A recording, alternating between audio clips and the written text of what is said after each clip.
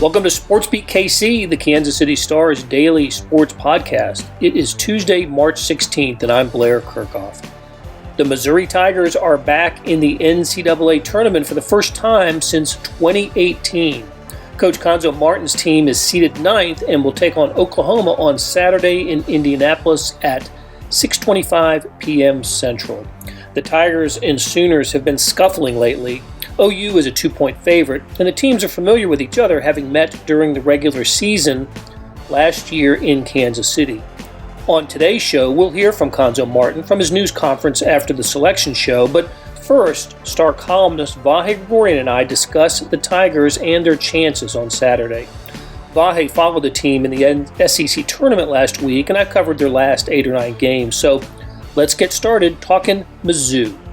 Okay, Vahe, you covered Missouri at the Southeastern Conference Tournament. They beat Georgia, which was good to see after losing to Georgia in the regular season, but then lost to Arkansas. I was a little hopeful that they played Arkansas well during the regular season, beat them in Fayetteville and lost to them in overtime. And Arkansas, one of the hottest teams in the country going into the SEC Tournament.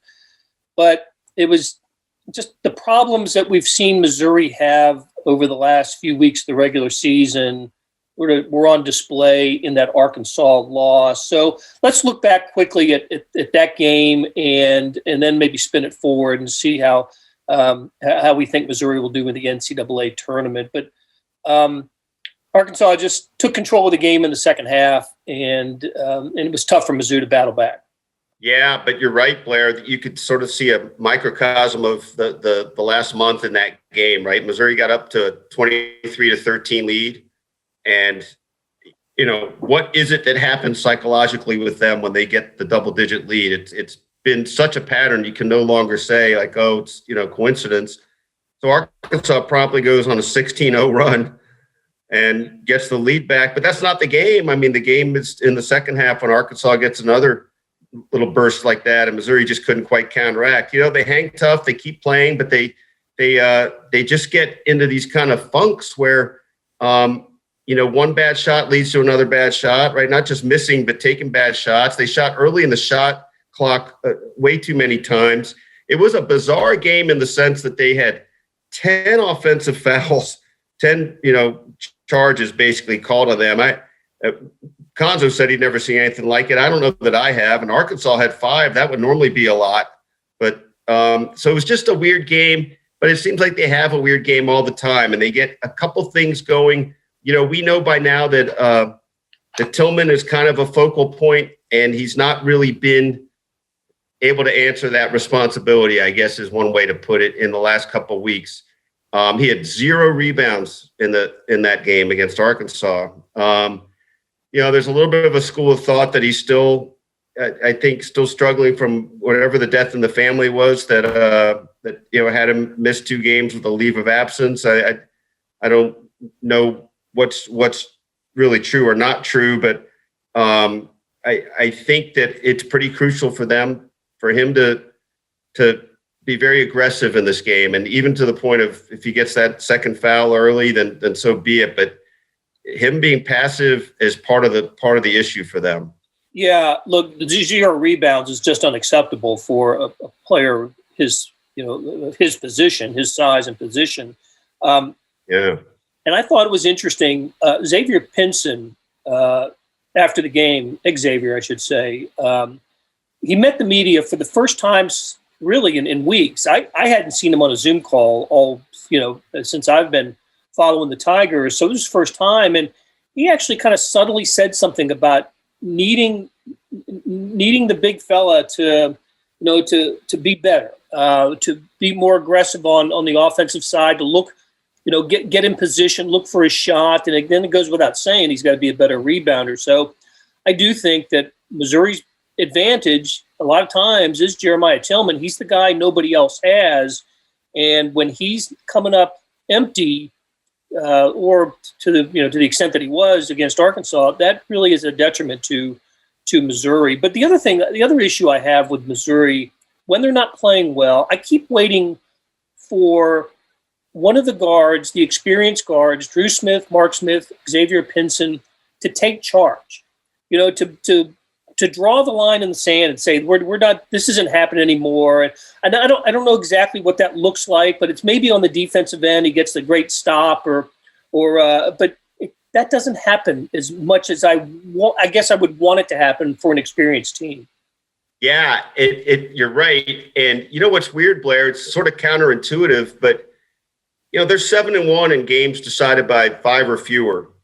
So they've had some moments where they kind of are able to grit it out, and I think that's interesting and not quite promising, but it tells you like, okay, they've sort of got some of that in them. And you said a second ago that we don't know what that looks like because we don't see them coming through with the big plays and the harder situations a lot of times that get you to that point. But we did see against Florida, Drew Smith make that play at the end of the game. And I know this was in your story, and I remember hearing it on the Zoom call. That play came after Cuonzo had to say, be the player you're supposed to be. Make this play, because he'd been passive and gave up the ball with an open shot on the previous look. So there's something that's just not quite connecting with, when to step up, when to step back, or some such thing in this chemistry that looked so good early. I mean, looked good in the first wave of the season when they, non-conference play, and it certainly looked good when they were, beating top 10 teams 3 times along the way, 2 in the SEC. So that's the frustrating thing, I guess, about watching this team is that you feel like, well, it's in there, but there's some disconnect. Right. And not since early February has Missouri won back-to-back games. So they're 3-6 in their last 9. And it's been since that little cluster of victories that included the Alabama, the win at Tennessee, and the victory at home over Alabama, where they've won 2 in a row. Well, they're at the stage of the season where winning streaks are pretty important. And that first loss is going to get you eliminated.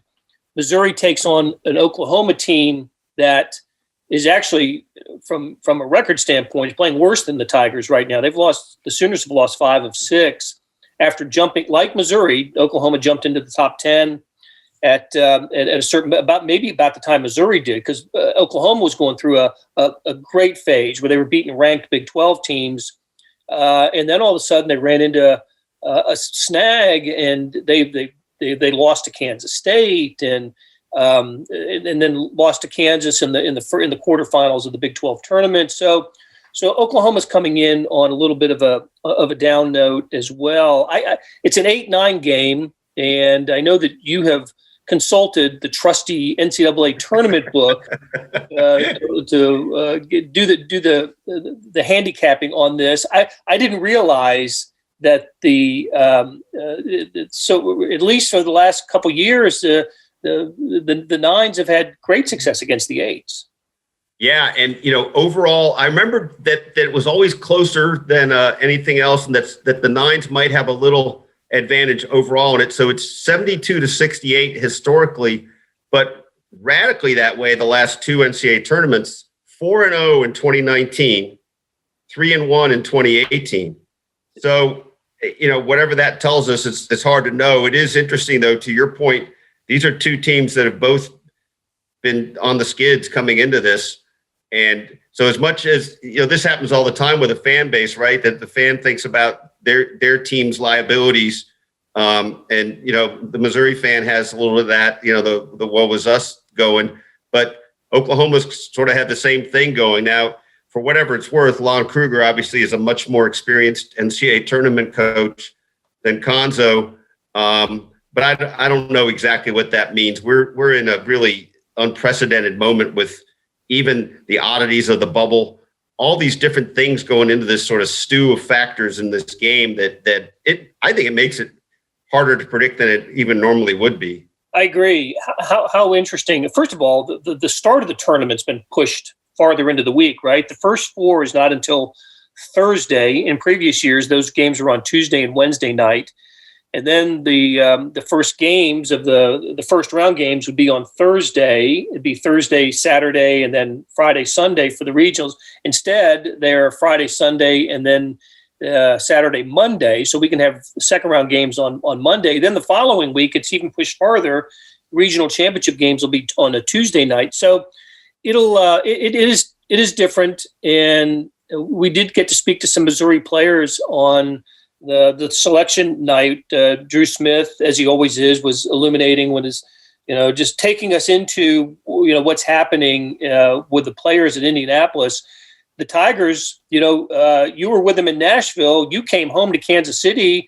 They went to Indianapolis. So Missouri, like most teams, will have been there for a week or more before they even played their first game. And I understand they had to quarantine the first day after the selection. I think on Monday they quarantined. So I don't know exactly what the schedule is the rest of the week, but I do know that it's in Indianapolis. And yeah, as are all teams. And what a strange occurrence this is. Absolutely. And just to elaborate on your point, so they stayed in Nashville on Saturday for whatever reason. I'm not sure. Maybe they couldn't be accommodated yet in Indy.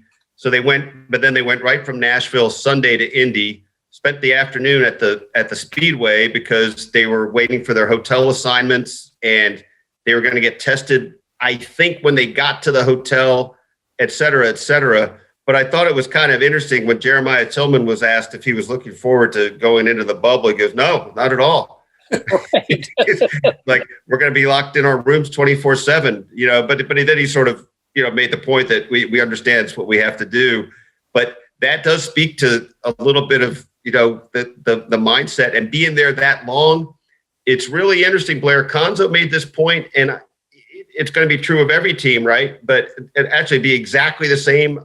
What day did Oklahoma lose to Kansas? Was it Thursday? On Thursday, right. Okay, so it's a day more. But this time of year to go 8 or 9 days without playing a game is a little unusual. I mean, I think sometimes you can get knocked out in a tournament early and then play on Thursday, or play on a Friday. But Cuonzo was trying to make this point, and I think, it's the right thing to do for any coach. You take the circumstances you have and you try to mold it in your favor. I think he's trying to make the case to his team that having this amount of time off is really part of the reset, that it will give us a chance to practice. We've, not been who we wanted to be, et cetera. Here's where we get to work on these things and really be fresh. I could be wrong about this, Blair, but I don't think, even with the postponements or some games being moved around, I don't think they had a break of this many days all season. I could be wrong about that, but I just think that's kind of interesting. And it's the same for Oklahoma, but I just wonder who will be able to use that to the best effect. I remember thinking when Missouri got off to its great start this season that one of the reasons that happened was because it's an older team, an experienced team. We're talking about seniors and juniors throughout the starting lineup. Kobe Brown's a sophomore, but everybody else is a junior or senior. And I thought that was to Missouri's benefit as when the season started, and we saw them defeat Oregon and go to Wichita State and beat teams like Oral Roberts and Liberty that are in the NCAA tournament. Maybe there's some of that now that, a week together with the Tigers. Maybe I'm grasping for straws here, but I'm trying to think of ways that it could be to Missouri's advantage to have a little bit of time off to regroup and to come together as a team. I do know that, look, they had a team meeting late in the season, and that was before the Florida game, and that ended up, turning out well for the Tigers. But so they're taking on an Oklahoma team that they actually know the personnel a little bit because the teams played last year in Kansas City at T-Mobile Center at the Thanksgiving tournament, the CBE Hall of Fame Classic. Oklahoma ended up winning that game, I think, by 11. But Austin Reeves and Brady Manick are two great shooters for Oklahoma who are back for the Sooners and will be in this game. And just about everybody is back for Missouri because they returned their entire team. Let's just let's close it out, Vahe, by bottom lining it and saying if Missouri doesn't win, how will we frame this season? It's going to be difficult to expect a victory over a top-seeded Gonzaga likely the opponent in the second round, top seeded for the tournament. But I think a win over Oklahoma would we would remember this season that maybe the Missouri met its potential. Without a victory here, I'm not so sure how we're going to frame this season. Yeah, I think you're right. And I think I reflect on what we saw in that first couple of weeks of the season. And I can't remember if you said it or I said it, but we were talking one day, and I think actually you said it, but you can blame it on me if it turned out I did, that this looked like finally the team Cuonzo, has been wanting to have, right? He's finally got his team. And I think that's sort of part of the subtext here. Like it seemed like he finally had his team. And if that doesn't lead to an NCAA tournament win, that's really pretty disappointing. I mean, I think that's an easy term to use, but I think that would be the case. I think we'd feel like, that they didn't achieve what they would figure to have achieved. Right. It's been so long since Missouri's won an NCAA tournament game, right? It's I think I want to say it was 2010. It was 2010. And, I'm old enough to remember when it was a disappointment to win a tournament game and typically lose in the second round. But they certainly had their share of first round heartaches too.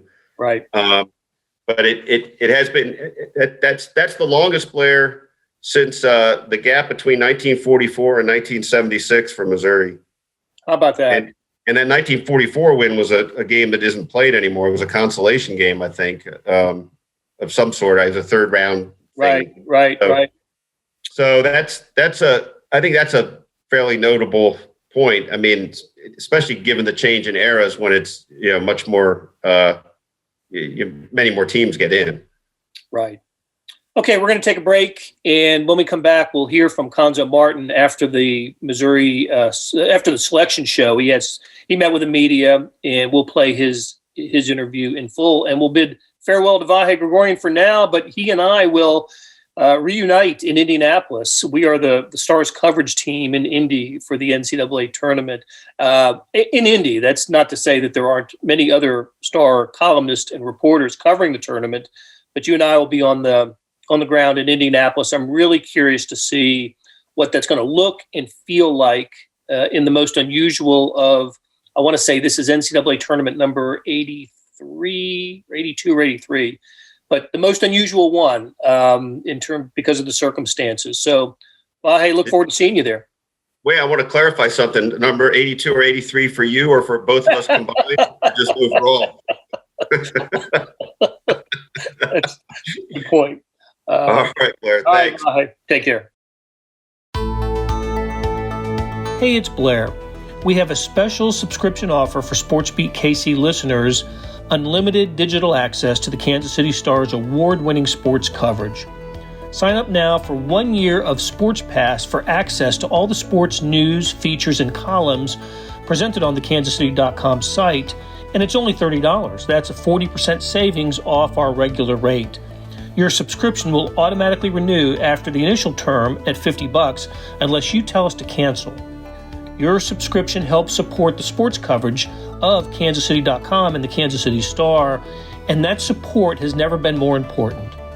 Please visit kansascity.com/SportsBeatKC offer to get this special offer. And as always, thanks for listening.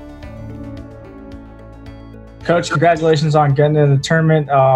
Just overall, your thoughts on playing Oklahoma in the first round.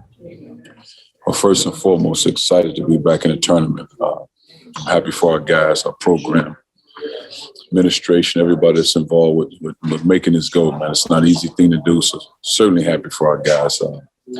Oklahoma, Coach Krug has done it for a long time at a high level. It's been very successful. I know they're a very talented team. And a game I remember vividly is why before we played Alabama, they played Alabama. So just scouted and watched that game. So very talented team. And that game was out their best score. So I know they're talented. They beat us last year in Kansas City. So I'm looking forward to it. But, again, we'll start breaking down film tonight. Mental 40. Cuonzo, did you come into today with any sort of expectation on seeding? And then do you use that as motivation in any way with players, or you just say, we're in, let's go? No, I think if you're in a position to fight for 1, 2, 3 seeds, you fight for that.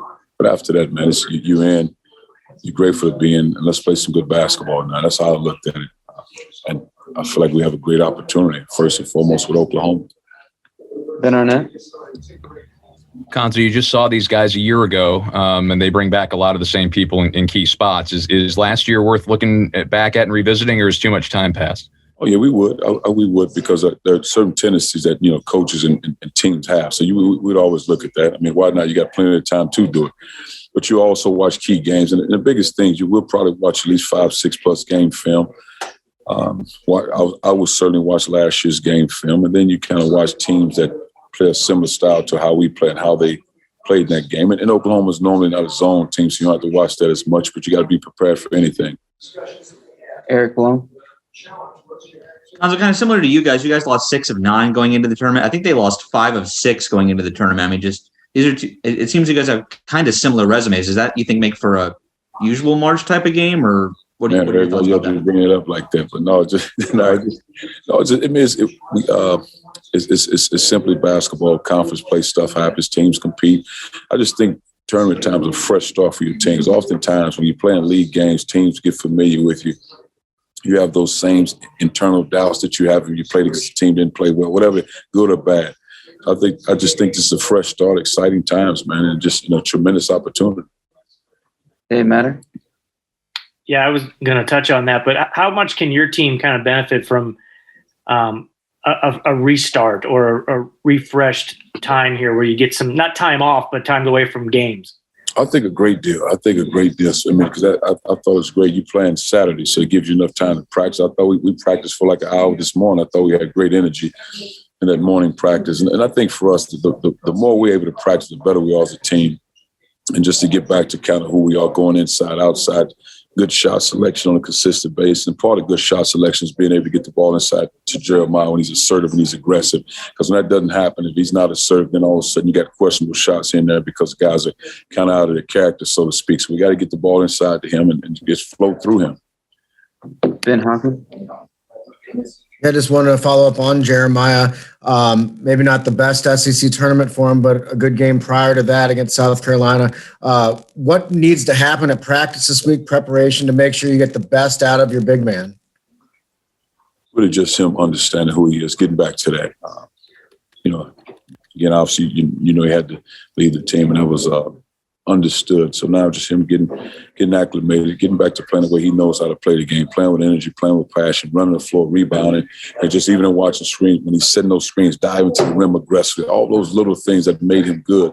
He just got to get back to it. And again, we got plenty of time to watch plenty of film, and he'll get back there. He'll get back. Jack Sobel. Cuonzo, you guys played in plenty of games that came down to the wire, and you made some plays to win some of those games. How much does that experience help you heading into the tournament? I think it helps, but I think more than anything, as well as we'd like to see Jeremiah play, I think when you get into these type of environments, you got to have good guard play. You got to have good guard play. That means defending, taking care of the ball, making timely free throws, good possessions, not turning the ball over, sound jump stops, making good decisions. You got to have good guard play when this time of year, because they can get you over the hump. Because you obviously got to have somebody get Jeremiah the ball, get him easy looks, get him good opportunities, keep him out of foul trouble when you're guarding other guys' best players, man. But you got to have guard play, man. And I think it's important. Yes, and we've been in those type of games, but we got to be sound down the stretch of those games. Bill Pollock. Yeah. Hello. Thank you, Cuonzo, for your time. 2 questions. Where's the confidence level of your team? And then just talk about playing in the bubble and the preparations that may be different, or how you go about that just with this tournament. I guess I assume I can answer that question for you at a later date, because we haven't had practice yet here. But I mean, it's a part of everybody has to do it. So the adjustment will be for everybody. So as far as being in the bubble, confidence, I've never worried about confidence with guys, man. It's basketball. You have some guys that are shooters, shot and falling, where you got to get reps in there. And I think oftentimes with confidence, getting the first 1 or 2 to go, but also the preparation, getting them to go. I mean, because, again, if you're a shooter, nobody's going to make it easy on you this time. So that means you got to be strong in your preparation, strong in your drive, strong in your decision-making, your shot prep, all those things that makes you good. But I think confidence, Again, I've always said this to our guys: don't get so consumed with your shots falling or not, because if you defend, rebound, and play as hard as you can play, you don't have to worry about that. But if you consume with whether or not the shot goes in, that's your whole focus. I think that's when guys have a tendency to struggle. Back to Mitchell 40. Cuonzo, I think Jeremiah is the only player on this team who's actually played in an NCAA tournament game before. How do you kind of strike the balance between, making sure guys enjoy this experience and the fact that it doesn't come around too often without making the moment big? Well, again, it's oftentimes the stage sets itself. You're in the NCAA tournament. You're playing against a very talented program in Oklahoma, a lot of history there, Oklahoma and Mizzou. And you're trying to win a basketball game, so the energy will take care of itself. But up until that point, you got to enjoy the moment. Because oftentimes you go so hard, you stress out so much, you never get a chance to enjoy it. I mean, it's Drew Buggs, NCAA tournament, Drew Smith, NCAA tournament, Mark Smith, all these guys' first opportunity. Man, you have to enjoy this. I'd be a fool to tell those guys not to enjoy it. They have to enjoy it the best of their abilities, have fun, rejoice in it, be glad, all those things, man, because you made it to, you worked hard to get to this point. So you have to enjoy it, because the game will take care of itself. We'll practice hard, we'll compete and all that, but you got to enjoy being in Indiana, because this is historic times. I don't know if there'll ever be another venue like this with the NCAA tournament, at least up until this point. We're in the Speedway right now, having a great time. Had a chance to go around the Speedway track. It's beautiful, man. So you have to enjoy it, man, because these are, like Drew Buggs, Drew Smith, them guys are seniors. You don't get this again. Aaron Ladd. Coach, you talked about building consistency last time and trying to be as consistent as possible. When you're in a win or go home scenario, what do you lean on when you've been inconsistent down the stretch? Well, that's it. Well, I think what happens, man, when inconsistencies, it's really focused. Just focus on the task at hand. Concentrate on the things we work on in practice. But again, we're as good as any if we're whole. We're all together, inside, outside play. Jeremiah's being effective. 3-point timely shots are falling. We're defending, we're getting stops, all those things. So they go hand in hand. When that doesn't happen, now all of a sudden there's a guy that shoots a shot uncharacteristically. There's a guy that drove the ball that's really not his strength to get himself in trouble. Those sorts of things happen. So what we have to do, we have to make the thing flow and do what we do in practice and execute what we're doing. And I think we're good. But good teams make you get out of character. That's what when you're at this level and this setting, good teams. Oklahoma do something where we have to make an adjustment. We will do something where they have to make an adjustment. But in that, you have to still make sound decisions, and you cannot turn the ball over. That's important. Tyler Hollins. Coach, this being your fourth NCAA tournament team, I'm wondering, does this current squad, whether it be a certain player, resemble or remind you of any of your past NCAA tournament squads? I don't know. That's always different, man. It's different mindsets, different culture. Different DNA of guys. Some guys have real edge. Some guys are so chippy in practice every day. You got to calm them down. We have guys with different type of demeanor. So it just, I wouldn't say that. I just think it's a new team. It's a unique team. Experienced guys. I would consider this group a laid back group more so than other teams I've probably had. Eric. Cuonzo, we know Saturday and we know somewhere in the state of Indiana. Do you have any timeline for when you find more information about when your actual game time is? I'm hopeful we'll find out tomorrow, because I think between tonight and tomorrow will be all COVID protocol, so we'll just be in our hotel rooms. I'm not sure how much we'll have interaction with each other just because of the COVID testing and all that. So that's all I have right now. Back to Kaufman. Kind of going off that, have you guys entered the bubble yet, or are you guys waiting to enter? What's the process? Right now we're in all the teams that got here early. We're in Speedway. And basically around the track in these suites, and we watched it from the suites. And I would imagine when this is over, we'll start circling out of here at some point, yes. But we're still in Speedway as we speak. Just to follow up on that, how do you think your team will handle a bubble-like situation where you just kind of probably in your hotel room and that's all you can do? I don't think they'll be too bad. They're on those video games all day anyway, so I think they'll be fine. I think they'll be fine.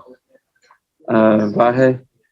Hey, Cuonzo, kind of related to that, what went into the decision to go right from Nashville to Indy? Was that sort of a mandatory thing, or it was a school decision? It was more the SEC and kind of the NCAA just saying we'd rather, because they didn't want us to come early and then have to go get a hotel. They want you to go directly when you come in, the COVID protocols and the procedures. You do that, you drop your bags off, you do all your testing, then they'll tell you which hotel you go to. So they didn't want any teams coming unless you absolutely had to. Is that, in a sense, good for you? You've had a little more ability to just have them at your beck and call and sort of, just keep everything under wraps? Yeah, but, our guys have been professionals about that. They understand what we have to do. They've been great all season with that, taking care of their bodies, staying out of harm's way. So that part has been good. Bill Pollock again. Yeah. What's it mean to you to be playing back in Indiana and, kind of a homecoming for you, sort of, right? It's good. My mother-in-law lives here. My son goes to school here. Man, I spent 18 years of my life in Indiana. It's good, but truthfully, the most important thing is trying to get basketball wins. I'm happy to be here, man. It's exciting times with the bubble. I won't get a chance to see anybody. So that's part of it. But more than anything, I'm really happy for these guys, man, to get back in the NCAA tournament. It really means a lot to me, man. Guys fought. They fought hard, went through some bumps in the road, stayed the course. And just to give these guys an opportunity to transition out when their career's over from a college standpoint, to be in the tournament is a great feeling. Dave Matter. Cuonzo, did you have any quick thoughts on how the committee viewed the SEC? I think LSU is an 8, and I know Alabama was hoping to get a 1 and didn't get that. Did you think there was maybe undervalued your league somewhat? Respectfully, that's probably always the case in some. I just think because it's such a high-power league and football is so big and so successful. And then I think what happens when Kentucky's not in there, then you assume that the league is down, which is a great league. LSU can score. LSU and Alabama can score as well as anybody in the country. You pick the team as anybody in the country. The job that Mike White has done is a remarkable job. You lose the player that you're in the conference and the way they stayed the course. Man, it's unbelievable. But I think, but when I was in the league the first time, I felt that way, But that's why you got to go out there and just do the job. Got time for 2 more so we can get to the players. Ben Hoffman. Cuonzo, 4 years in Mizzou, 2 NCAA tournaments. Can you just describe your emotions with that and what that means to you and for your staff and program? It's great, man. It's hard work, man, and hindsight, or you can say whatever you want to say until I like to think it would have been more if Jonte Porter wouldn't have been injured. You're talking about guys with potential player of the year in this conference. But it's part of it, man. I'm happy for our guys. We stayed the course here. We continue to fight, and I think our program is in a great place. We'll continue to get better, but it's a great feeling, and I think we're really just getting started. Mason. Hey, Coach, you've talked a lot this season about not looking at the rankings too much or what position you're put into. Is that sort of the same mentality now that's March Madness as opposed to rankings in the regular season? Oh, this is just basketball when you get to this point. You can sit there and say, man, I'd like to have that seed. And you look at a 4 seed playing, like, for example, Oklahoma State is a high-level team. They playing against Liberty. Woo, man. You look at those, so let's regroup. And but you're here now, and it's simply basketball, and it's really a culmination of what you do best, and you have to impose your will on it, just like that team will try to impose their will on you. Thanks, Coach. That'll do it for today. Thanks to our SportsBeat KC production staff of Derek Donovan, Beth Welsh, Monty Davis, Jeff Rosen, Chris Fickett, and Savannah Smith. A tip of the cap to Vahe Gregorian for stopping by and talking Mizzou in the NCAA Tournament. Links to his stories can be found in the show notes and on kansascity.com. Hey, we have another deal for you. For a limited time, you can subscribe to Sports Pass for 99 cents a month. Sports Pass is the Kansas City Star's sports page online, includes many more stories that don't appear in print. After 3 months, it auto-renews at $5.99 a month unless you cancel. What a time to subscribe. The Royals are at spring training, March Madness is here, and it's never not Chiefs season. How do you get it? You go to kansascity.com/sportspass2020. That's kansascity.com/sportspass2020. You want more than just sports coverage? Check out the entire Kansas City Star product. Sports news, features, commentary, and analysis, the whole thing. You get all the stories written by my talented colleagues, plus additional news, sports, and business coverage with the e-edition. The details for all of these deals can be found at account.kansascity.com/subscribe. And if you're having trouble hunting down any of these offers, send me an email, bkerkhoff@kcstar.com, and I will get you to the right place. So whether it's the Sports Pass or the full subscription, you're getting and supporting the best sports and news coverage in Kansas City and helping us produce programs like SportsBeat KC. Thanks for listening, and we'll be back on Wednesday with another episode. I bet we talk Chiefs on Wednesday.